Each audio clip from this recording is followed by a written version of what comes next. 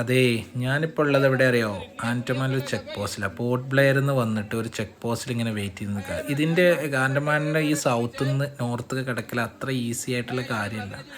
ഈ കാണുന്ന check post എന്ന് പറയുന്നത് ഇത് വെറും ചെക്ക് പോസ്റ്റ് അല്ല. ഇവിടുന്ന് ആളുകൾ പോകുന്നത് ഒരു കോൺവോട്ട് ടൈപ്പ്, നമ്മുടെ പട്ടാളക്കാരൊക്കെ പോകുന്ന രീതിയിൽ നമ്മുടെ മുമ്പിലും ബാക്കിലൊക്കെ പ്രൊട്ടക്ഷൻ ആയിട്ടാണ് കൊണ്ടുപോകുക. കാരണം ആ പറയുന്നത് നിങ്ങൾ കേൾക്കുന്നുണ്ടോ, എന്തൊക്കെയോ വിളിച്ച് പറയുന്നു.